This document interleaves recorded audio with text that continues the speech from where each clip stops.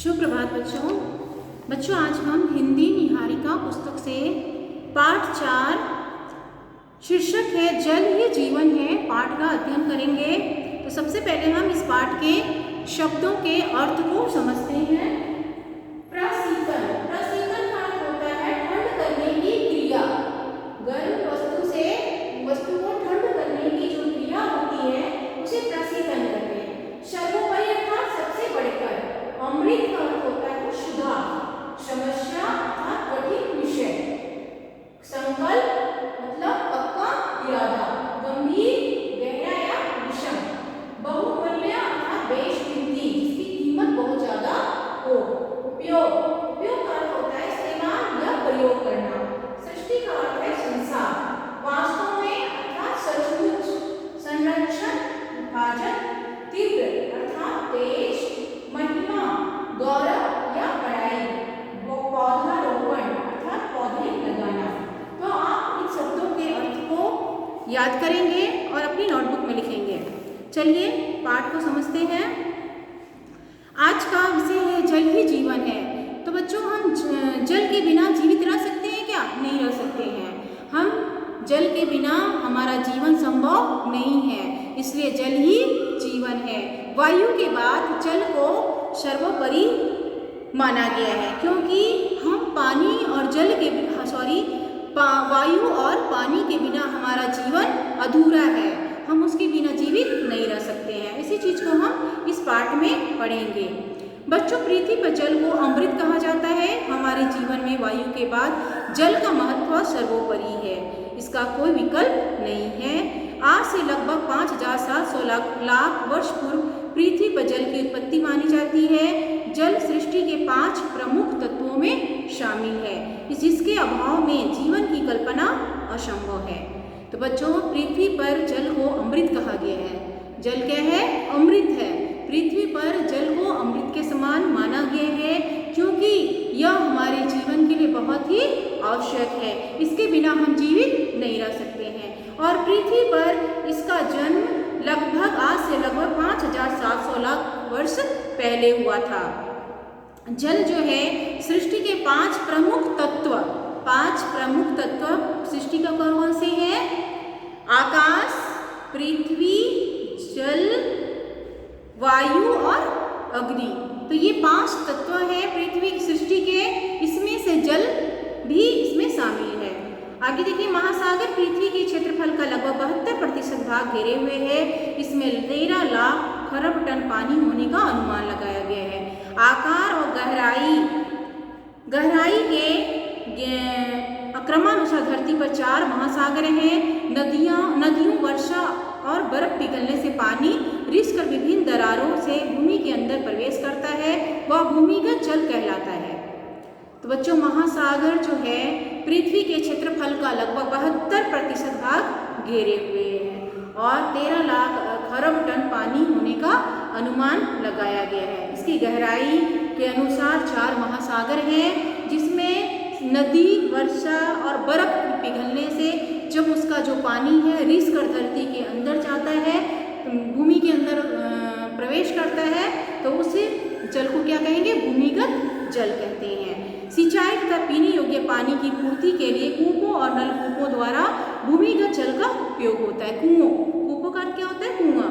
नलकूपों, जो नल चापाकल होता है ना वो, तो इस प्रकार से उसमें से जो पानी निकलता है वह भूमि के अंदर जो पानी जमा होता है वही जल होता है और उसका उपयोग हम करते हैं। बच्चों तुम जानते हो जल को जीवन कहा जाता है। जब गर्मी के दिनों में तुम कहीं से आते हो या खेल कर, दौड़ कर, भाग कर कक्षा में आते हो या घर पहुंचते हो, तब क्या करते हो? तब तुम पानी पीते हो।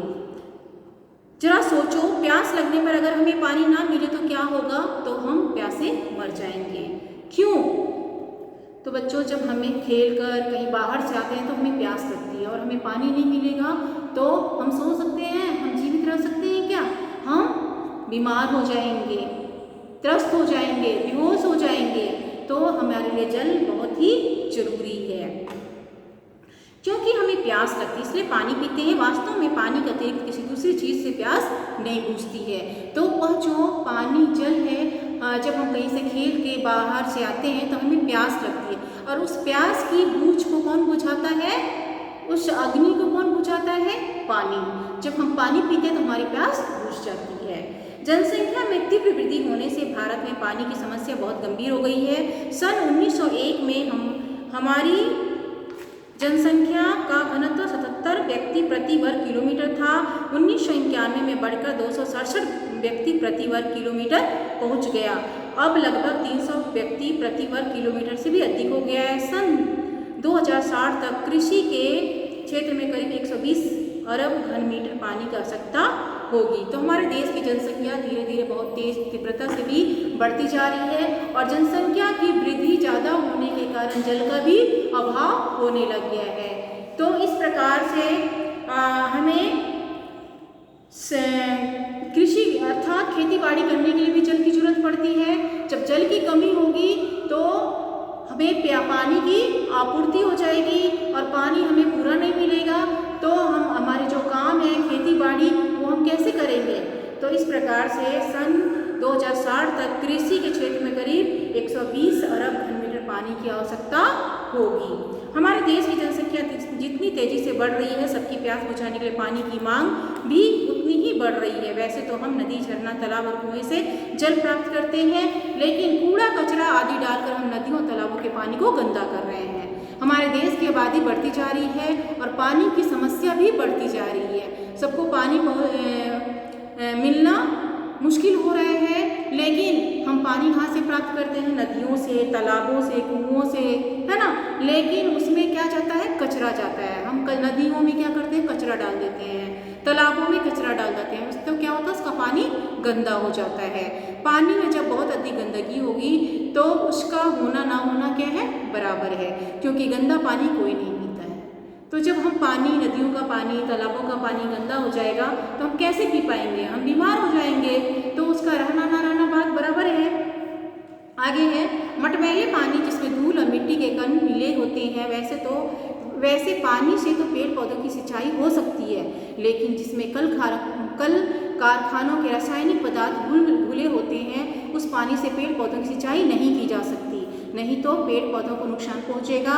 कल कारखानों के कचरे में अनेक विषैले पदार्थ होते हैं, जिनसे समस्त प्राणी जगत को खतरा है।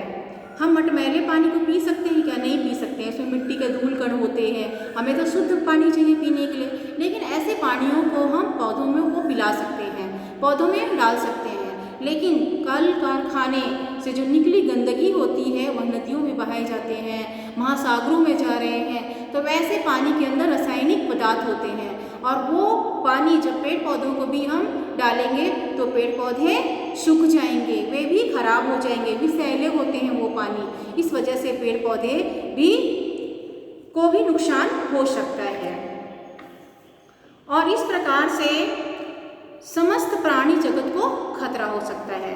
शहरों की विभिन्न नालियों से निकलने वाला गंदा पानी अधिकांशतः नदियों में प्रवाहित कर दिया जाता है, जिससे नदी का पानी प्रदूषित हो जाता है, उपयोगी नहीं रह पाता। लेकिन ऐसे पानी को यदि दोबारा साफ कर दिया जाए तो शौचालयों, बागवानी और औद्योगिक संस्थानों में विभिन्न कार्यों के लिए इसका इस्तेमाल किया जा सकता है। तो जब जो गंदगी होती है, नालियों का पानी होता है, वह नदियों में बहा दिया जाता है ना। लेकिन हम उस पानी को तो प्रयोग नहीं कर सकते हैं पीने के लिए, लेकिन ऐसे पानी को अगर हम दोबारा उसको साफ कर देते हैं तो शौचालयों में, जहाँ पेड़ पौधे हैं, बागवानी, औद्योगिक संस्थानों में उस पानी का प्रयोग हम कर सकते हैं, इस्तेमाल कर सकते हैं। आगे है कुओं, तालाबों, नदियों का जो जल गर्मी अधिक होने के कारण सूख जाता है, वह जल फिर वर्षा ऋतु में जल की बूंदों के रूप में हमें वापस मिलता है। आपको पता ही है कि कुओं का, तालाबों का, नदियों का जब पानी जो है वह गर्मी में क्या होता है? सूख जाता है, वह वाष्प बनकर ऊपर बादलों में चला जाता है और वापिस वह बादल बनकर धरती पर बरस पड़ते हैं, और इस प्रकार से वह पानी हमें वापस मिल जाता है। लेकिन हमारे देश में वर्षा कभी ज़्यादा होती है तो कभी कम, सब जगह एक समान वर्षा ना होने से कहीं बाढ़ तो कहीं सूखा पड़ता है। बाढ़ से वर्षा का अधिकांश जल बह जाता है और जान माल को भी खतरा हो जाता है। तो बच्चों, कुओं, तालाबों का पानी सूखकर वापस बादल बनकर वापस हमारी धरती पर हमें मिल तो जाता है, लेकिन इससे क्या होता है कि देश में वर्षा कहीं ज़्यादा होती है, कहीं कम होती है, तो कहीं अतिवृष्टि, कहीं अनावृष्टि, है ना। तो उसकी वजह से कहीं बाढ़ आ जाता है, कहीं सूखा पड़ा हुआ रहता है ना। पेड़ पौधों को, जानवरों को नुकसान पहुंचता है। तो इस प्रकार से अधिक जल होने से क्या होता है, जान माल का खतरा हो जाता है, और सूखा पड़ने से कुओं, तालाबों, नदियों का पानी सूखने लगता है और सबको पीने की पानी नहीं मिल पाता है। सूखे इलाके में लोग एक एक बूंद पानी के लिए तरस जाते हैं। मीलों पैदल चल कर ना जाने कहाँ से वे पानी भर कर लाते हैं। नहाने धोने की बात तो छोड़ ही दो, खाना पकाने और पीने के लिए उनके पास पर्याप्त मात्रा में पानी नहीं होती। बड़े शहरों में जहाँ पर्याप्त मात्रा में जल उपलब्ध है, वहाँ लोग पानी यूं ही नष्ट करते हैं। रेगिस्तान में जहाँ साल साल भर तक पानी नहीं बरसता, लोग बूंद बूंद पानी इकट्ठा करके अपना काम चलाते हैं। तो शहरों में पानी की व्यवस्था होती है, इस वजह से वे जब पानी का महत्व नहीं रखते, वे फालतू बर्बाद करते हैं। लेकिन जहाँ पानी नहीं है, रेगिस्तान जैसे जगहों पे वहाँ के जो निवासी हैं बहुत मुश्किल से पानी प्राप्त करते हैं। कई दूर दूर मीटर दूर जाकर पानी लाते हैं और बूंद बूंद पानी को सहेजते हैं। वे नहाने की तो बात दूर की बात है, वे खाना पीना और पीने के लिए ही प्रयोग करते हैं, वो भी वह कम पड़ता है। तो दुनिया के अनेक इलाकों में काफ़ी समय तक वर्षा नहीं होती है। कोयले पर आधारित बिजली घरों को प्रशीतन के लिए पानी की जरूरत होती है। प्रति 5.75 मेगावाट बिजली उत्पन्न करने के लिए लगभग 0.01 क्यूसेक पानी की जरूरत पड़ती है। इस तरह धरती का रूप परिवर्तन करने वाले और सदा मनुष्य हित में अर्पित रहने वाले जीवन उपयोगी जल की महिमा और आवश्यकताओं को ध्यान में रखते हुए यह बहुत जरूरी है कि वर्षा के पानी का संरक्षण और उसके भंडारण की उचित व्यवस्था की जाए। तो बच्चों, कोयले पर आधारित जो बिजली घर होते हैं उसे ठंडा करने के लिए पानी की जरूरत पड़ती है ना, और बिजली बनाने के लिए भी हमें पानी की आवश्यकता होती है।